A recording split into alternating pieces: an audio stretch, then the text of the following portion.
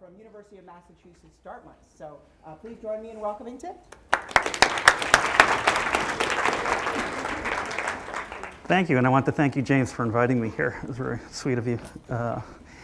As James said, I teach over at East Carolina University. He invited me to speak with you guys today, and he sort of asked me to direct it towards sort of my career choices that I've taken, which you guys are primarily, I'm guessing, foundation. So you're sort of, in the beginning, you're kind of trying to think of where you want to end up. So I'm going to talk to you about how I went about it. So I'm going to start by, I think one of the most important things when you're making a career choice is to know why you're an artist. For myself personally, I decided to go into the arts I was probably influenced by two people in particular. The first person was my brother, who's also an artist. This is some of his work. He went to Mass Art, and this is some of his collage work, but growing up, being in high school, I was really inspired by the talent that he had, just sort of the natural talent to kind of draw things, and he was a painting major. And then later on, he became a set designer for a theater company up in Boston. So he really inspired me to kind of get involved and get started doing art. He had skills that were pretty intimidating, so I actually started off in photography rather than metalsmithing. But later on changed, and I'll talk about that later. The other person who I found very instrumental of me taking this career path would be, this is the costumes. He also did costumes for the designs. This is his Beauty and the Beast production. Was my grandfather. My grandfather was a tool and die maker. I think art, for me, I make art for a few different reasons. One of the reasons is problem solving, and I think I got those skills from my grandfather. Making a lot of art and it doesn't really matter what medium you're in, you're going to be constantly problem solving, and it's those problem solving skills that I really enjoy and embrace in my work. Like I said, I started off in photography. These are some of my photos when I did 2 years in photography at RIT, and then I ended up switching over to metals. But I think some of my photos sort of, in a strange way, relate to the work that I do now. So I don't regret the time spent figuring out what I want to do. And it's not that uncommon for students to choose a career path. You go in thinking one thing, and then you take a class and you're like, wow, I really connect with this. I think it's so important to enjoy what you're doing. So if you're in class and it's painful and you hate what you're doing, take some other classes, look around. I mean, it's usually not the first thing that you sort of come upon that, although I am glad that I took photography because now I can shoot my own work and, it has its benefits. So these are some of my pieces.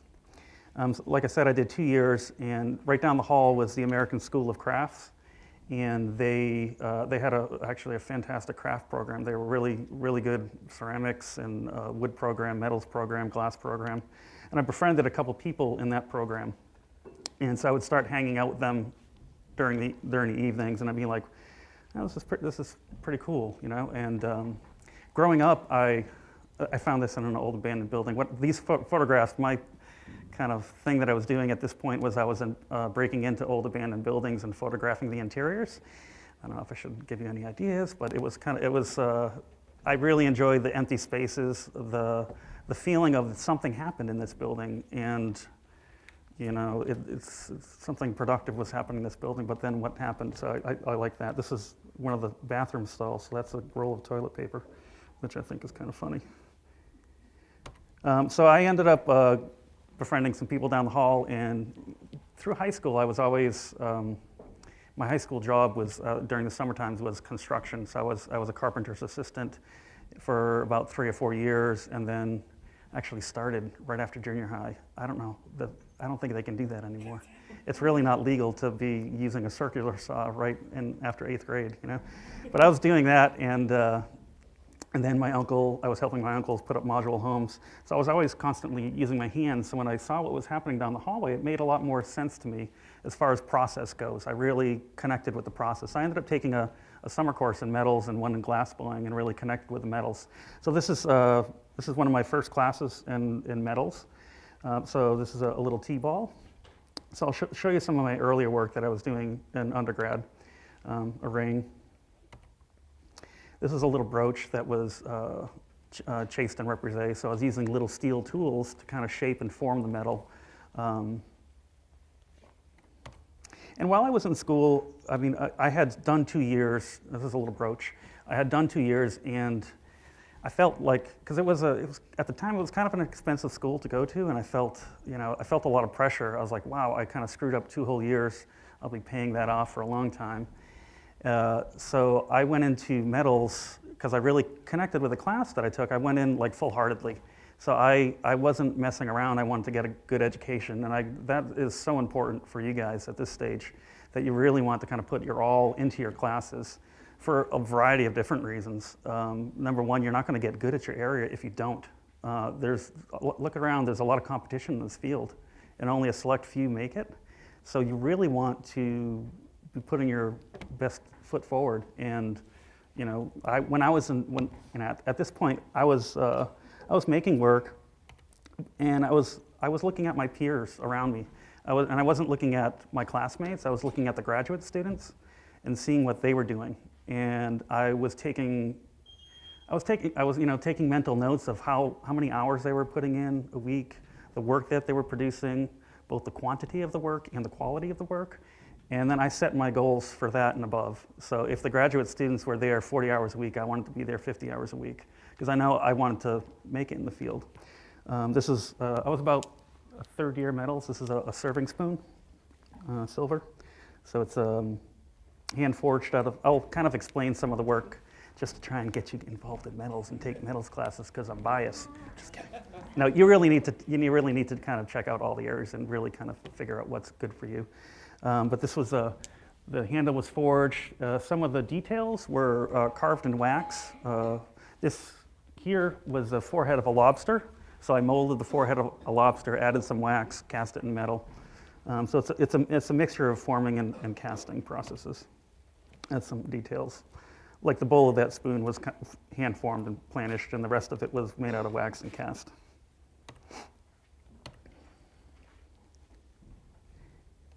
While I was in school, another thing that I would highly recommend for you guys is to try and get a job if you can in your field.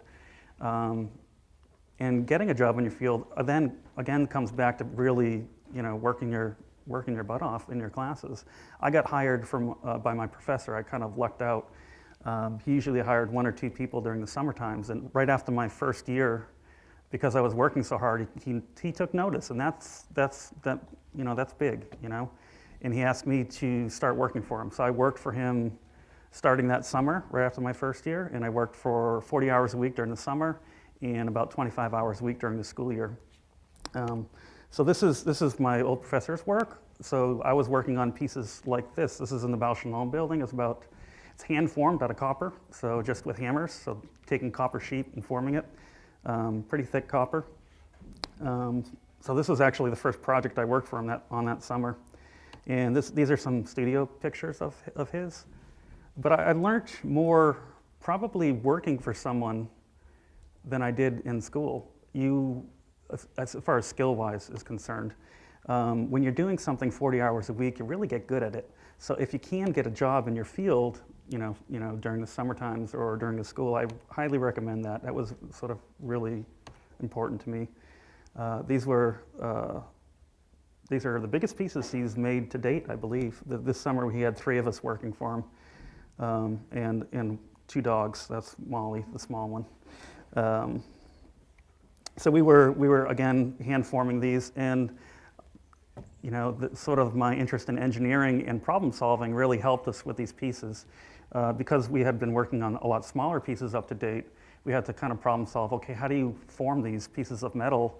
Normally you do it with hammers over stakes, and a lot of these we were bringing to a forge, heating them up hot and forming them hot. These were too big for, it took 3 of us to pick it up. So we had to do most of it cold, when we would spot heat areas, and instead of forming over stakes, we were digging holes in his backyard, and we made hammers out of a hatchet, like an axe handle and a firewood. So we chiseled out the hole for the hammer, we set it, we wrapped it in wire so the firewood wouldn't. So it was problem solving, you know, and it was kind of fun. These are them installed in some very rich person's house, and it was depressing. He's like a billionaire in Michigan somewhere, Bloomfield Hills. That's his house. Yeah, it was funny. We had gone to this guy's house. It was a whole nother world for me, you know, and just getting that experience, knowing people have expendable money to spend on artists out there was great, you know. We delivered some work at one point, and he gave us a tour. He's like, "Oh, check out the house." So me and Leonard were walking around the house, and we go down in his basement, and we find a movie theater with like 30 leather seats, and then we found like a quarter-scale rollerblading rink, including like the penalty boxes and the glass behind it. It was bizarre. Also working for him, I gained invaluable experience with material. He let me work this. The bowl shape of this, it was 21 inches, very thick silver. If I bought it today, it would probably be $3,000. And he let me do about 80% of the work on this piece. See the medallion there in the middle? He did that, and I did the rest. So getting the hand skills from a job, I lucked out because he trusted me with that much material. But it was you know, invaluable experience. I was also able to do about I worked for him for 4 years. And I produced about 21 of these. This is a processional mace for Bucknell College. So they use it in the graduation ceremonies. People will carry it down. These are awards that USA Today commissioned them. Every year they would do awards for businesses that showed excellence in some area. And so I used to do about 7 of these a year. While I was at school, Albert Paley, who's a pretty well-known blacksmith, a couple of his employers gave us some demos on how to weld steel and welding and grinding, I guess. So we had about 2 hours demo on welding and grinding, and it seemed really appealing to me. I was like, wow, that's pretty cool. So I went back to the studio, and this is this is probably my 3rd year in metals. And so this is my first steel piece. So it's a coffee table. It's quite large, too large. My first piece, I wasn't thinking about scale. I should have sort of scaled it back quite a bit. Again, problem-solving skills kind of kicked in with this. This is my first steel piece, but I had to make it twice. So I made about 3/4 of it, and then realized the top was all warped. So then I was like, well, if I put these struts underneath, and I was able to kind of straighten it out. But it sort of jogged my interest in creating some furniture pieces. Also, when I was while you're in school, take advantage of any kind of opportunity that arises. Again, because I was working so hard, and my faculty saw that. My faculty were approached for a commission to create this is a torch. It's like the Olympics, you know, the flame comes out. It's for the Empire State Games. So my professor recommended me for the commission. So while I was a senior, this was right at the end, which was perfect timing. I got my first sort of large commission. And that commission allowed me to buy tools. So when I graduated, I actually had started setting up my own my studio. And I also would recommend that for all of you. Whichever field you take, start collecting tools as you go. Because when you graduate, you get a couple choices. You can go into grad school and kind of continue the educational experience, which I would highly recommend. Or you could start trying to make a living at what you do. If you don't have the tools or the equipment to make a living, you're kind of shit out of luck, right? Oh, they're recording this, aren't they? But it's true, you know. So by the time I graduated undergrad, with this commission, I could do jewelry, so I had torches and all my hand tools. I had bought a welder, 2 grinders, a jigsaw. So I had all that equipment by the time I did graduate school. So if you can take on commissions or any kind of work like that, take that money and throw it into your equipment, whichever your equipment is. I hate the color. I had to use, it was a horrible paint job. I had somebody else do it. So then I went to grad school. At the time, do you research when you go to grad school? I lucked out and picked a school that really fit well for me. I was pretty well technically trained, and I wanted to kind of work on my ideas when I went to grad school. I went to UMass Dartmouth and was happy to choose that place at the time. I wanted to do some furniture. Long term, I had it in the back of my head that I wanted to be an instructor. Leonard actually had me assisting some of the introductory courses for metalsmithing while I was a junior and senior. So I kind of got the feel for teaching. I enjoyed showing people techniques, and so I had that in the back of my mind. So I did enter a jewelry program, but I was making furniture. It was sort of an open program. We could kind of experiment with a lot of different things. So this is a steel and copper, little side table. I sort of like the animation aspect of it. While I was in grad school, the school that I was at, the building was sort of an old mill building. It was a textile factory or a textile plant at some point. And I was really attracted to that sort of aesthetic. And I think that, again, flips back to the photography that I was doing my first 2 years of school, breaking into those abandoned buildings. Our building was, you could tell all these different equipment that was within the building was sort of intriguing to me. So I started producing work that sort of reflected that a little bit. So I wanted sort of industrial. I started teaching myself woodworking. There was a wood program down the hall, so I'd ask the graduate students there if they could show me things. And so I stayed, I did some simple woodworking. This is a beam from an old building. They had a big pile of this stuff out there, and at nighttime they don't mind when things disappear.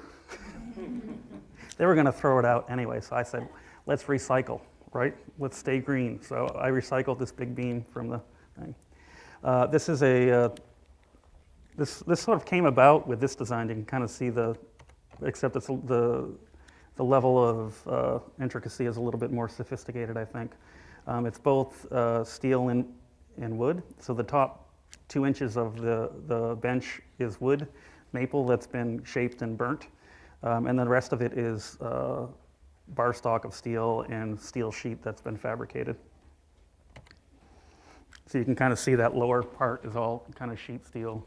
Top part's a lot darker up there than it is on the screen.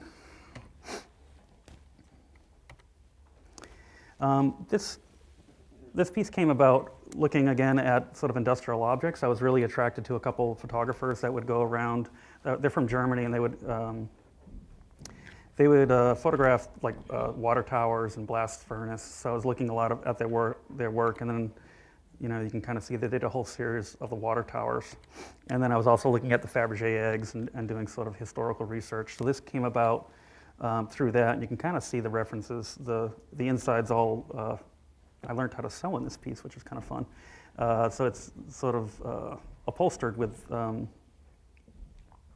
red velvet, and the rest of it sort of had that water tower industrial sort of aesthetic. And I like the sort of the juxtaposition of the soft interior versus the hard exterior. So I was playing around with the different forms and references, and then I showed this piece at Providence Fine Furnishing Center, and there was this sweet old lady who came up to me, and she's like, "Oh, this looks like a coffin for a vampire turtle."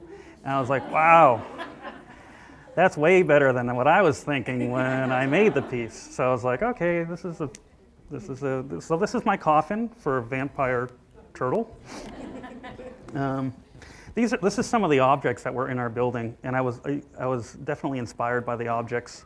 You can kind of see the visual referencing. This is horizontal, but this is sort of my take on that piece, where it's mahogany and some steel parts or some leather in it.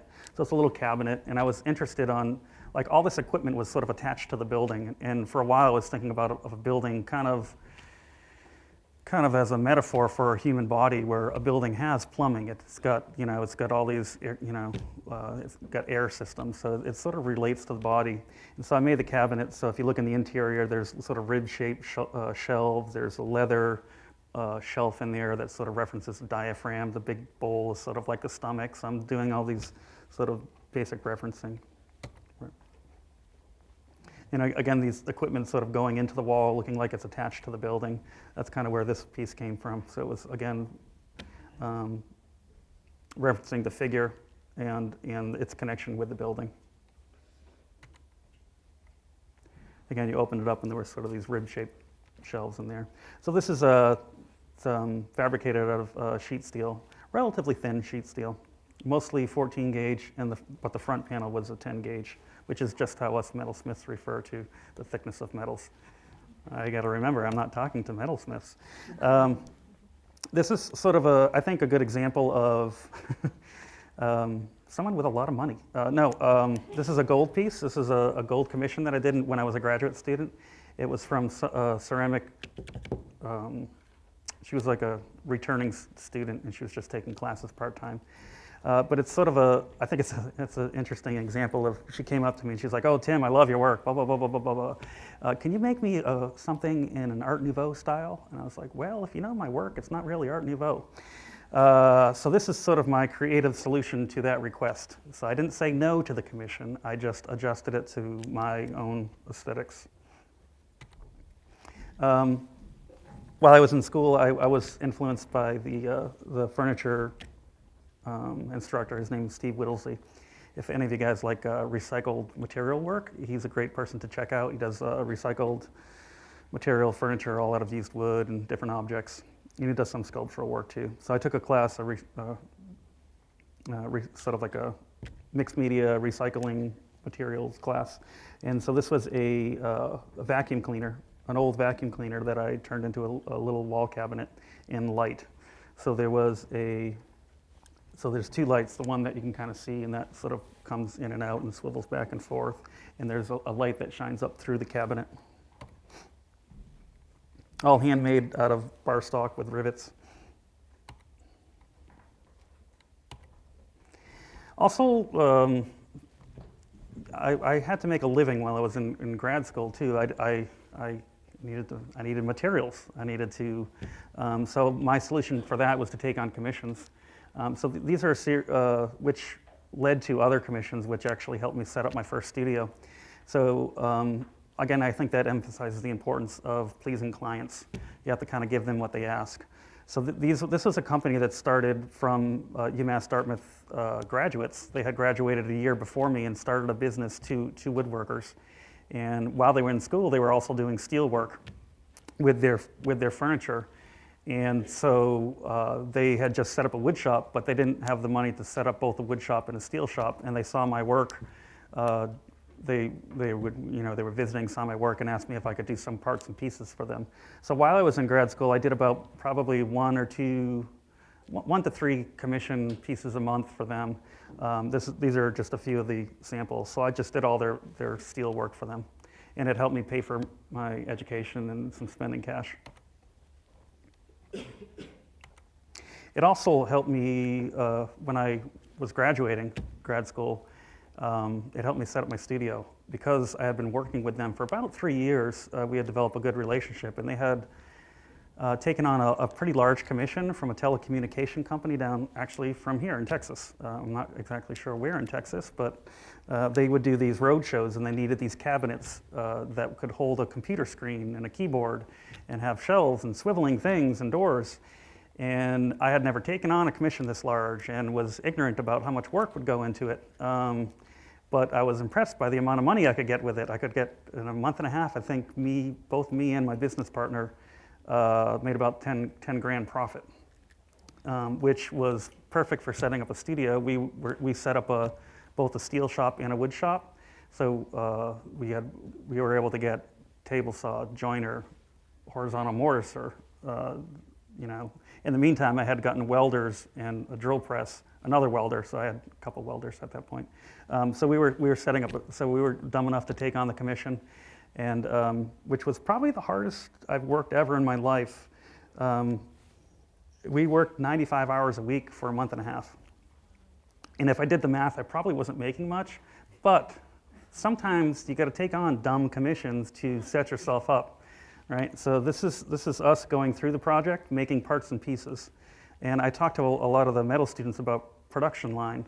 We had to figure out how to make, we started off with like, okay, we have to do 40 of these units in a month and a half we have. So we made 10 of them, and it took us 3 weeks. So then we made the rest of the 30 all at once. So this is us doing the parts and pieces. And you kind of have to think through things and logically, okay, I got to make this part, make that part, do everything, all these parts all at once. And then, so I was getting there probably 5:30 in the morning and leaving around 11:30, 12 o'clock at night for a month and a half.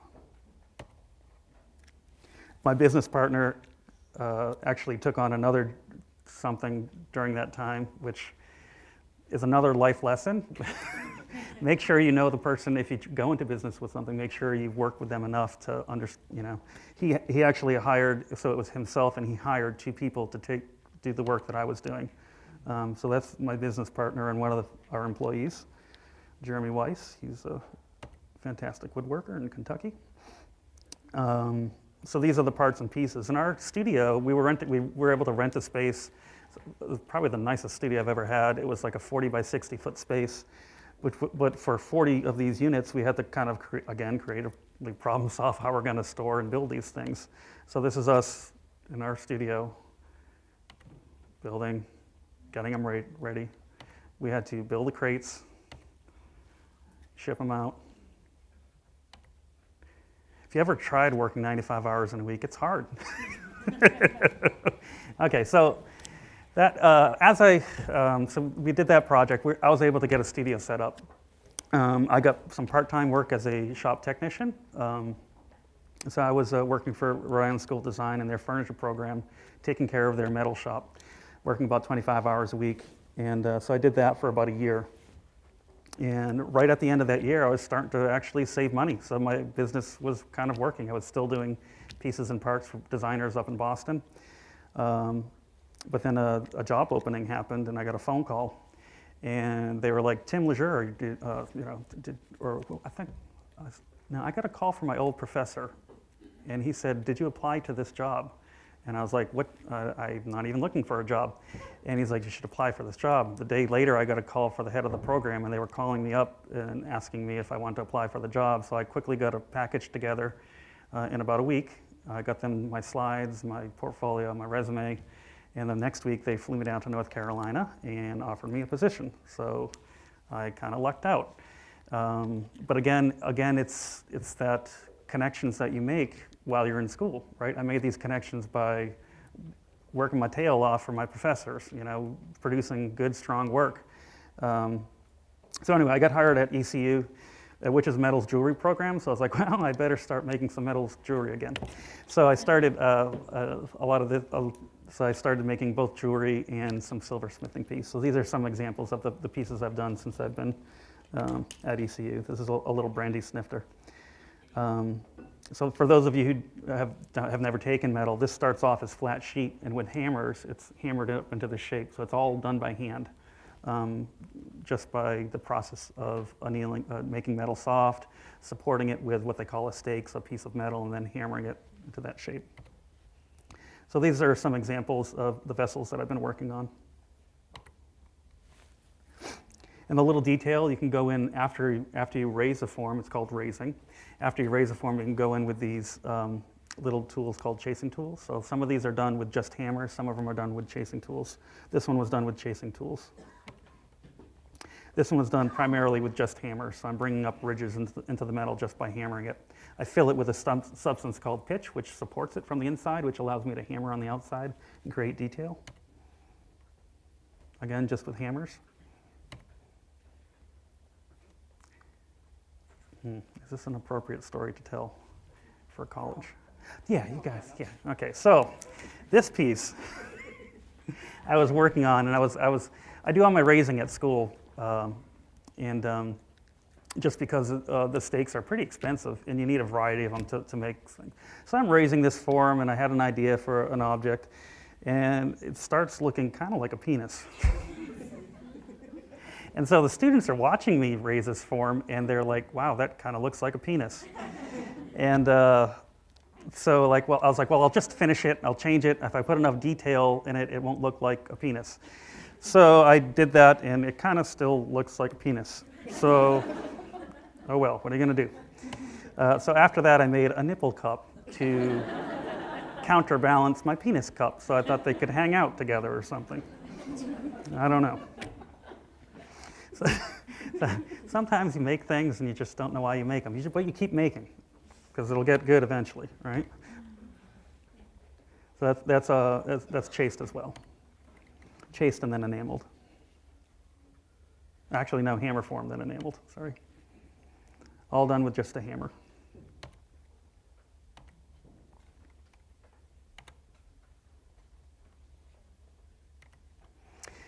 This is some of, these are a couple belt buckles. I do like to kind of incorporate some found objects. So this is a really large washer that I had changed into a belt buckle. But I adorned the belt buckle with little gold rivets, and there's 3 or 4 diamonds in here. So I sort of like the juxtaposition of sort of material that people perceive as not valuable with valuable or perceived valuable materials like gold and diamonds. So I like that sort of combination of the two. Sometimes I'll put little surprises on the backs of my pieces. So this is sort of the back of that brooch, all chased. Another washer belt buckle. A neck piece. While I was at RISD, they bring in which is kind of a cool thing, they bring in a visiting faculty member every once in a while, and they had a visiting artist from Korea, and he did all these vessels, these large vessels that were primarily lacquer, and he would have all these surface embellishments. And so he was working out of the steel shop because he couldn't work in the wood shop because of all the dust. And so I was able to look over his shoulder for a whole year, and and then me and another faculty would hang out after work, and he would show us some of the techniques. So this piece here, the sphere on this is made out of wood, but then the surface of it is covered with eggshells, and that's a technique that I learned from him. So I covered the surface with about 4 or 5 layers of paint, sand it down, and then paint a little area and start attaching the eggshells. And cover that with eggshells took about 10 hours, 15 hours. So I am into the processes that are sort of repetitive and a little bit, for me it's soothing. This is also another piece I had finished after I graduated. This is a kitchen table made out of a wagon wheel. So I did want to kind of still continue making some furniture work. Those are some details. So each one of those panels is hand fabricated and then little leather straps. So actually everything can still come off the wagon wheel, and which kind of appealed to me as far as the concept of the piece, where I was sort of working with wooden legs that kind of might have referenced sort of old-fashioned prosthetics. So I like the fact that everything could kind of be taking off the piece and still have a wheel. And I do some sort of more design work that might actually sell in sort of fancy design places. It's a wooden top, and the whole base is fabricated out of steel.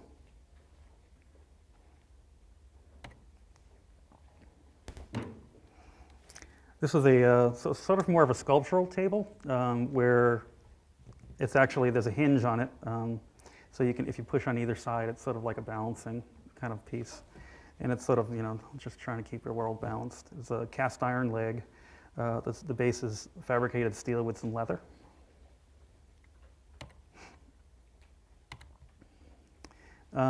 This is a piece, there was an anti-war show that took place, and this was my response to the anti-war show.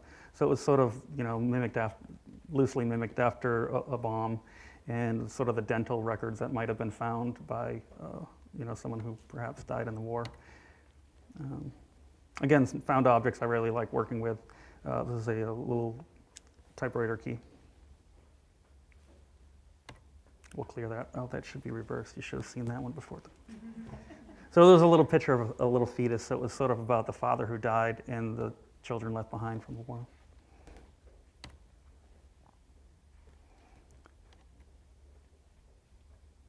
Actually, this is the first time I used teeth in the piece. It wasn't their dental samples. And then I was like, oh, because I had these dental samples since undergraduate school. So I had them for about 10 years or so. And I was like, I want to use these in some jewelry at one point. So I used them for that because it kind of made sense. And then I enjoyed it. So I made a couple other pieces with some teeth in it.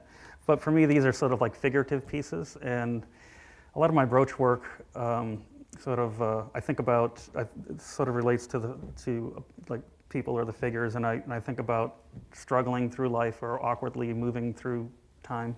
So these are sort of some of my pieces that awkwardly move through time. This one I kind of think of it as kind of going along and hopping, and I found this piece of iron that was a found object, and it kind of reminded me of like in high school, you know, how you see in the history books, you see the timeline. So it reminded me of that. So I put little diamonds along each, so it kind of represented the little diamonds you find going through life. Square wheel, it's just awkward. That's a little pod that I had found in some garden somewhere. This one I imagine just winding up and it hopping all over the place.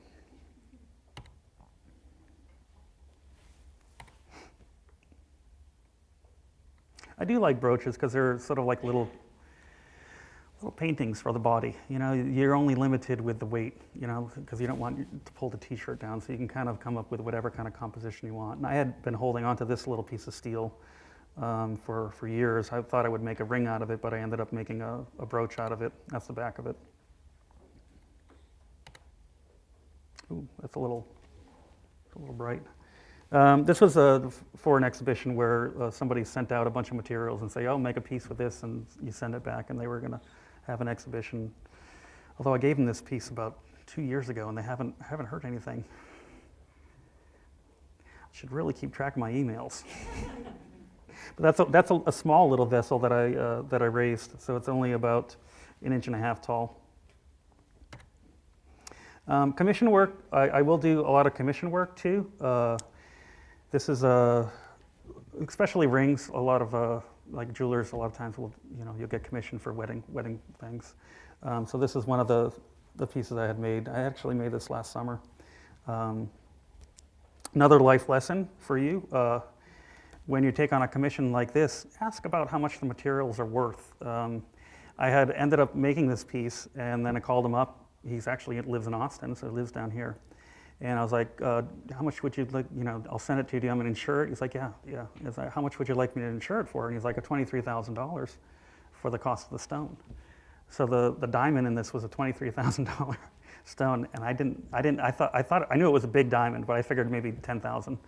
So, but it was one of those things where maybe I would have been a little bit more careful setting it.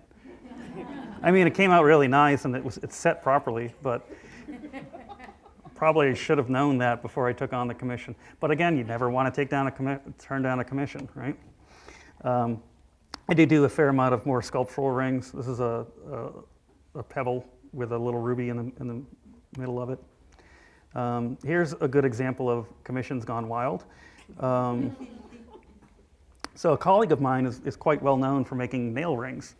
And so a friend of ours who was the director of a gallery out in Raleigh, she approached him with a commission her husband or boyfriend gave her this stone and she wanted a nail ring made by Bob out of this. And Bob doesn't really set stones very well, so he kind of said, Tim, do you want this commission? I was like, sure, why not? So I made this piece. It came out pretty well. I was pretty happy with it. Never had made a nail ring before. And then somebody saw this piece and was like, oh, can you make me a ring? So I made this one for her. Somebody saw this one from hers. And this was one of my graduate students, her wedding band. So I made that for her. It escalated. This is Marlene True. This was a commission from her former husband. Another commission from a mother of a student of mine who was really into horses. So these are horseshoe nails. So this is her class ring. And it just escalates there. This is a wedding engagement / wedding band. Okay, thank God. I'm done with that. some more rings. Again, I make only a few types of jewelry. I make mostly rings and mostly rings and brooches. But I love the creative problem solving, and I always try to, when I'm thinking about rings, I'm thinking about basic design principles like you guys are going through now, right? So because a lot of times when rings are made, people don't pay attention to the band. And there's no relationship between the band and the rest of the ring. So if you look at this one, like the little wires that hold the washer in place are then repeated down here. And so I always try to repeat design elements to unify both the band and I try to most of the time. Sometimes I don't. There's always exceptions or you're in a rush. Again, some found objects with some garnets. Slab of steel, a little diamond. This is a sort of, I guess you would call this sort of a collaborative piece. This is a commission from our printmaking instructor. Wanted it for his lady friend. And he had collected a bunch of little objects and twigs, because he knows a little bit about metalsmithing himself. And so we composed it together and we kind of worked on the commission. It was pretty fun. Engagement ring. Wedding band.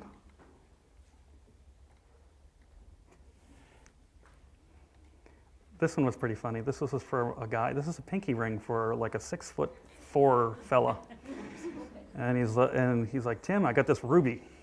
And I was like, okay. And he's like, I want you to make a pinky ring for me. I was like, okay. Do you know what kind of style? He's like, just make it have a lot of bling.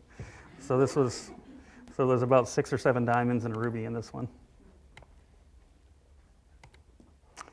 This is my wife's engagement ring. So this is probably the best ring that I've ever made. This is my wife's photography. She does photography and collage work. So we started doing some collaborative work. So this is her stuff. And so then I'm taking her photos, making enamel decals out of them, and making some brooches. So this is the beginning of a sort of a collaborative that we've been working on, which I think has some fun potential. Living in North Carolina, this is some of the scenery that I see.